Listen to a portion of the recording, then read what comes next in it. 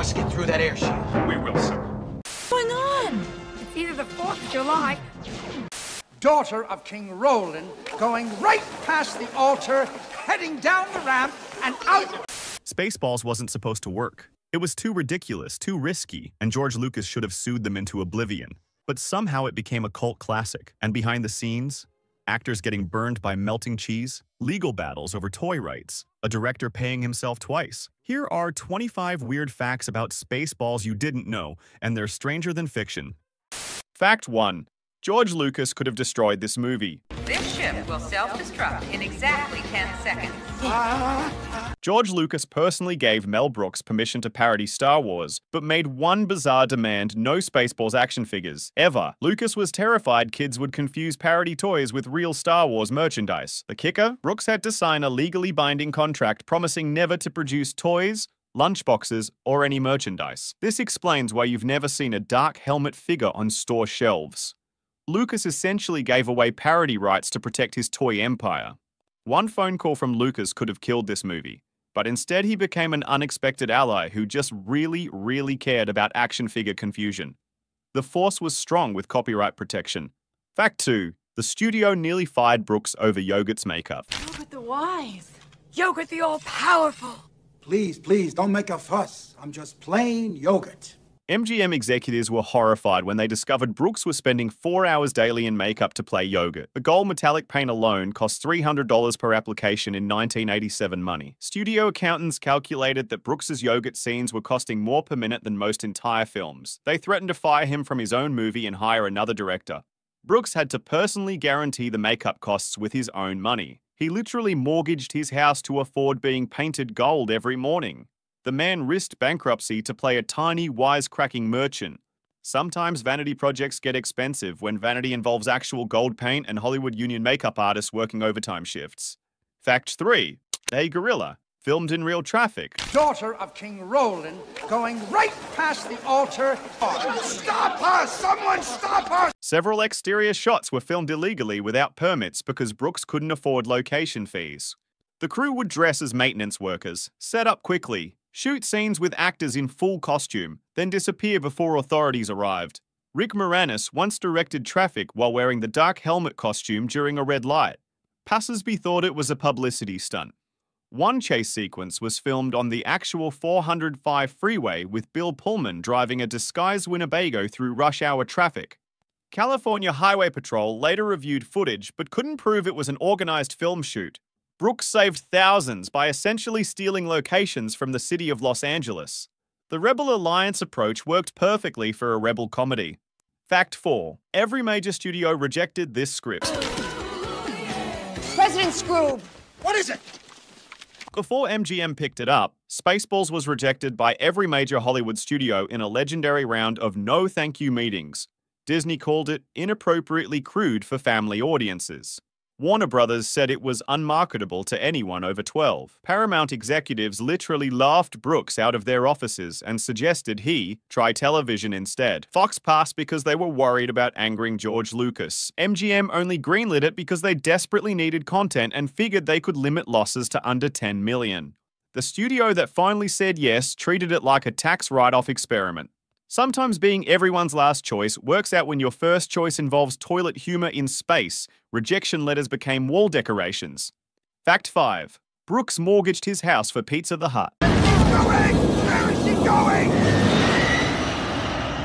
When production costs spiraled beyond budget, specifically for the Pizza the Hut effects, Mel Brooks literally mortgaged his Beverly Hills home to cover overages. His wife, Anne Bancroft, was reportedly furious that he risked their family's financial security on a movie about a gangster made of cheese. The pizza scenes required custom animatronics, real melted cheese that kept spoiling under lights, and constant rebuilding of props. Brooks later joked that making Spaceballs was the most expensive midlife crisis in Hollywood history. He nearly lost his house to afford a talking pizza. The irony? Pizza the Hut appears for less than 5 minutes total screen time. Sometimes the most expensive jokes are worth it when they involve genuine dairy products and career-threatening financial decisions. Fact 6. Rick Moranis developed chronic neck problems.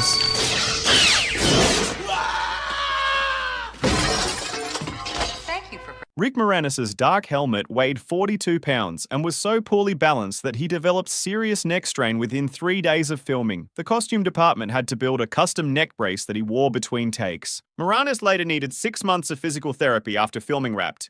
The helmet was so unwieldy that stunt coordinators initially refused to let him wear it during action sequences. They built a lighter foam version for wide shots, but close-ups required the full torture device. Moranis later said he understood why Darth Vader sounded so angry. Wearing that thing was genuine medical trauma.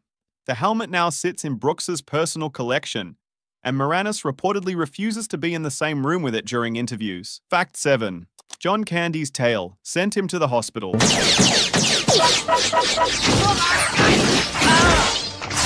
John Candy operated Barf's animatronic ears and tail through hidden hand controls, but the tail mechanism was designed by someone who clearly hated actors. The hydraulic system frequently malfunctioned and whipped around with enough force to bruise ribs.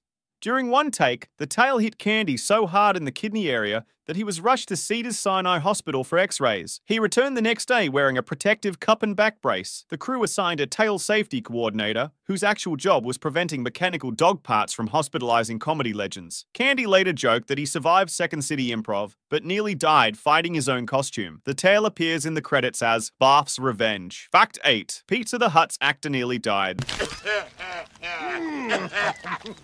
You're delicious, bro. The Pizza the Hut costume used real melted mozzarella and cheddar that reached temperatures of 140 degrees Fahrenheit under studio lights. The unnamed actor inside suffered second-degree burns on his arms and had to be hospitalized twice during filming.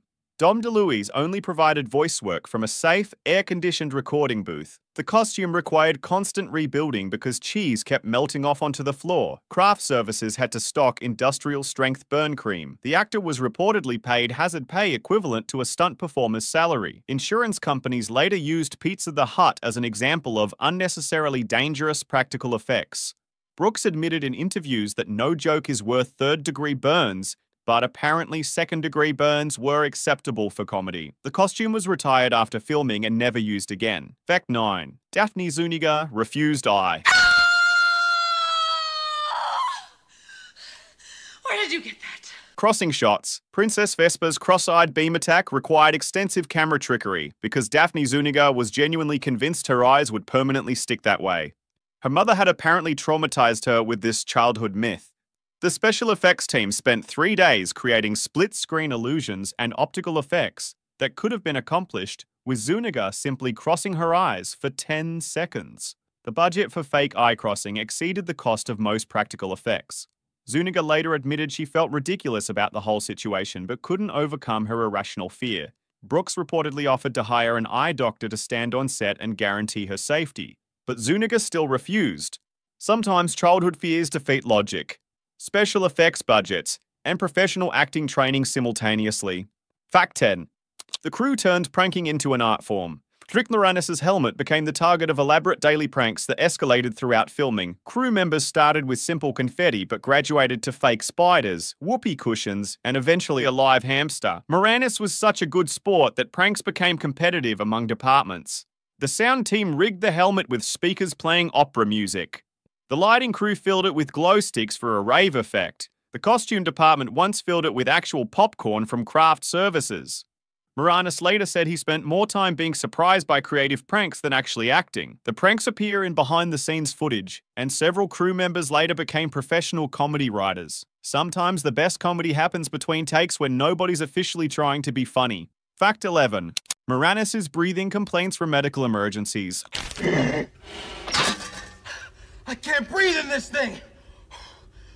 Rick Moranis says, "I can't breathe in this thing." Wasn't scripted comedy, it was genuine respiratory distress. The helmet had zero ventilation design, and Moranis was literally suffocating during takes. A medic was stationed off-camera with oxygen tanks during every dark helmet scene. Brooks loved the authentic desperation in Moranis' voice and kept the real panic in the final cut.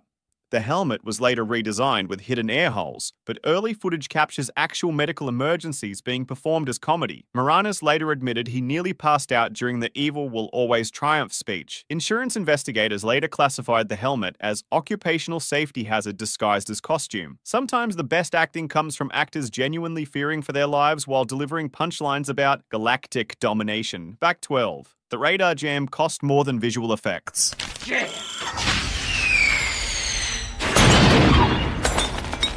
When the radar gets jammed, that splatter was 50 gallons of premium raspberry preserves launched from a compressed air cannon. The jam alone cost $2,400 in $1987. A professional food effects coordinator was hired specifically for jam trajectory calculations. Multiple cameras were destroyed by sticky fruit projectiles. The scene required 17 takes because jam kept missing the target or hitting crew members instead of the screen. Professional cleaners worked for 2 days, removing raspberry residue from equipment. Brooks insisted on real jam because artificial substitutes didn't splatter with proper comedic timing. The jam cannon operator later worked on Ghostbusters and credited Spaceballs with teaching him the physics of food-based special effects. Sometimes the messiest jokes require the most expensive cleanup operations. Fact 13. Michael Winslow's mouth saved the production budget. The bleeps? Every sound effect in the radar scene came from Michael Winslow's vocal cords, recorded live on set without post-production enhancement. This saved the production and estimated $50,000 in sound design costs. Winslow could replicate laser sounds, computer beeps, and mechanical whirring so accurately that sound engineers initially thought he was lip-syncing to playback. He performed over 200 distinct sound effects throughout filming, essentially replacing an entire audio department with his larynx. Brooks later said hiring Winslow was the smartest budget decision he ever made. Sound design students still study Winslow's techniques in film school courses. The man turned his mouth into a profitable special effects studio and probably saved MGM from additional cost overruns. Sometimes human talent beats expensive technology when that talent involves supernatural vocal cord control. Fact 14. John Hurt's cameo broke Hollywood convention.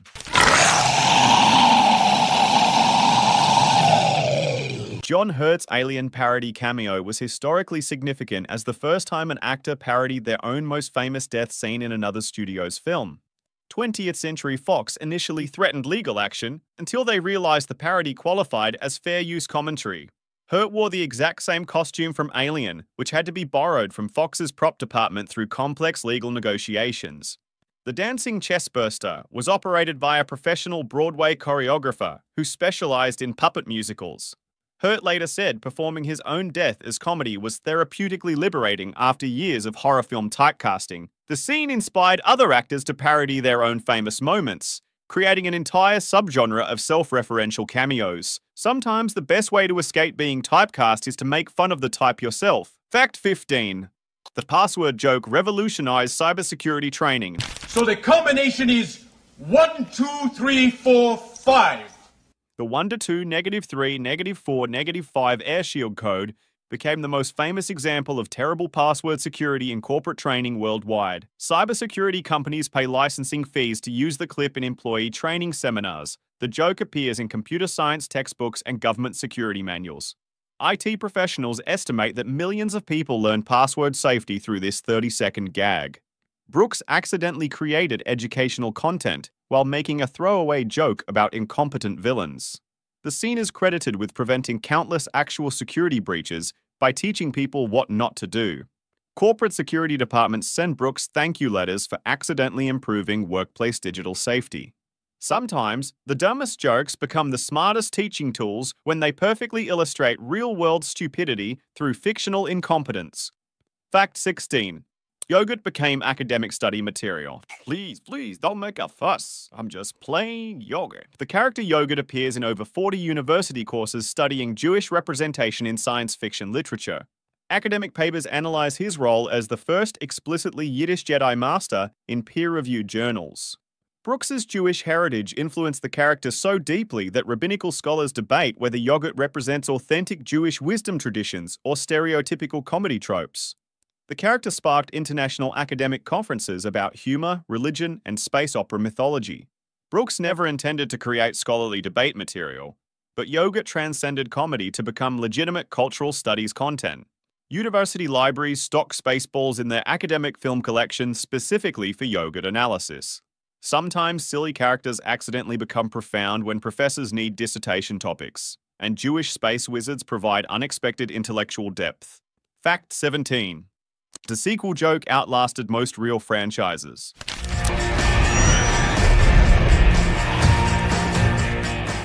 Spaceballs 2.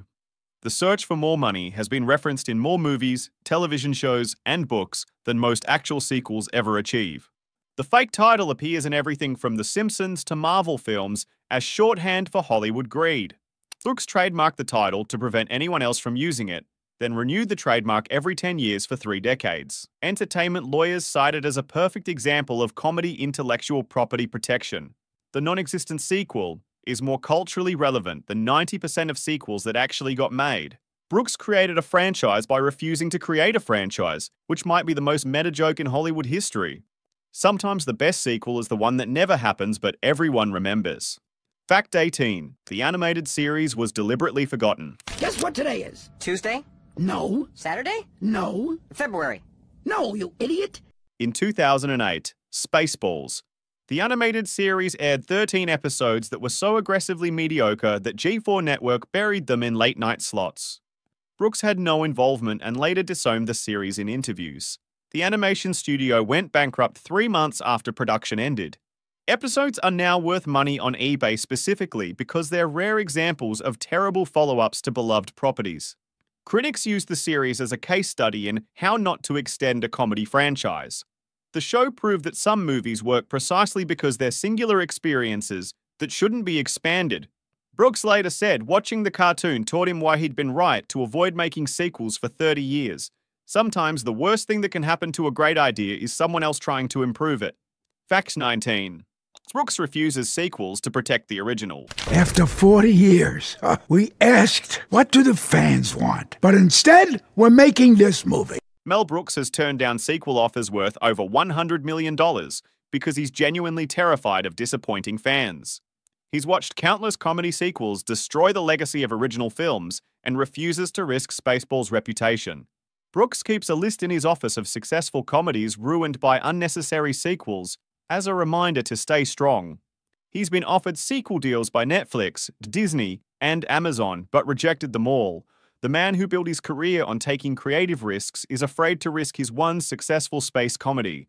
Brooks claims he'd rather be remembered for one great parody than 2 mediocre ones. Sometimes the greatest creative decision is knowing when creativity should stop. Protecting a legacy requires saying no to easy money and fan demands. Fact 20. The VHS box became collector's gold.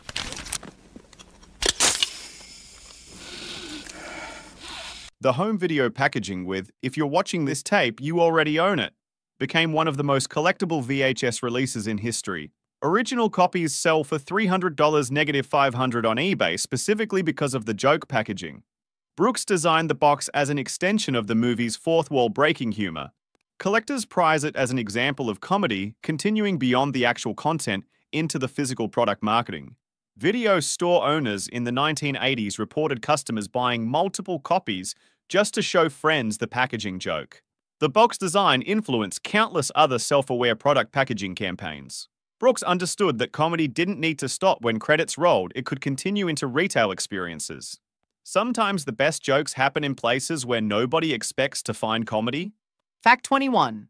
Ludicrous Speed created an epilepsy warning system. No, light speed is too slow. Light speed too slow? Yes, we're gonna have to go right to ludicrous speed. The starfield effect during Ludicrous Speed was so intensely bright and rapidly flashing that it triggered seizures in 3 crew members during filming.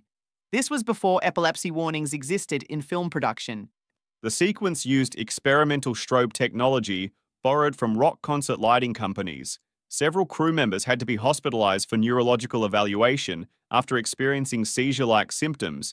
The incident led to new industry safety protocols about rapid flashing effects in movies. Brooks later funded medical research into film-induced seizures as an apology to affected crew members. The scene now comes with epilepsy warnings on all home video releases. Sometimes, pushing visual effects boundaries accidentally advances medical understanding of neurological triggers. The pursuit of comedy created actual public health policy. Fact 22. Mega Maid required NASA level engineering.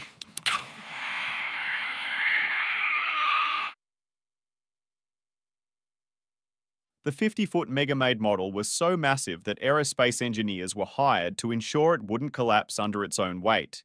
The model required concrete foundations and steel reinforcement, like an actual building.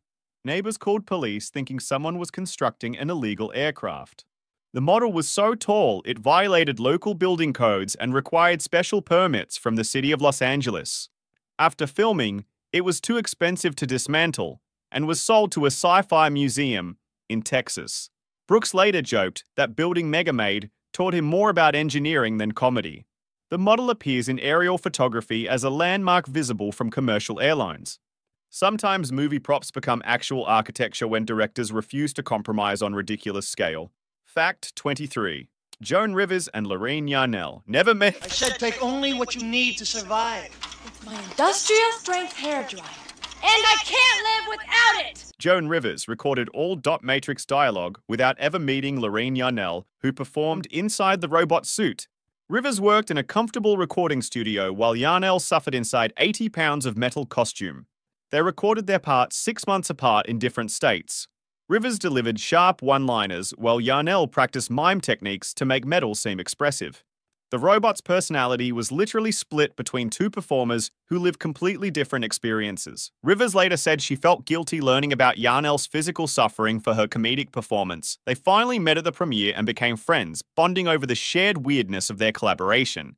Sometimes the best partnerships happen between people who never actually work together, but create magic through timing and professional trust. Fact 24. Brooks's double role required legal paperwork. Do I get this at the end of the movie? Do I get to keep this? Yes, sir. Yes. So I can do Halloween? Mel Brooks, appearing as both Yogurt and President Scroob, required separate contracts, insurance policies, and paychecks as if he were two different actors. Screen Actors Guild rules mandated distinct paperwork for each role. Brooks literally negotiated salary terms with himself through his agent. He later joked about getting into arguments with himself over creative differences between his two characters. The accounting department had to track his hours separately for each role to comply with union regulations. Brooks claimed tax deductions for both performances on his income statements. He essentially created a legal fiction where he employed himself twice for the same movie. Sometimes the most complex part of playing multiple roles is convincing bureaucracy that one person can be two actors simultaneously. Fact 25. Merchandising jokes became actual business strategy. Come, walk this way, take a look. Brooks's fake Spaceballs merchandise parody inspired real companies to create intentionally ridiculous products as marketing stunts. The Spaceballs the flamethrower joke led to Elon Musk actually selling branded flamethrowers decades later. Marketing students study the fake merchandise scenes as examples of anti-advertising that becomes advertising. Brooks accidentally invented a new form of product placement by making fun of product placement. Companies now pay consultants to create Spaceballs-style parody marketing that generates buzz through self-aware ridicule. The fake products were funnier and more memorable than most real advertising campaigns from 1987. Brooks turned legal restrictions into comedy gold that later became legitimate business philosophy. Sometimes the best way to sell things is to make fun of selling things while secretly still selling things.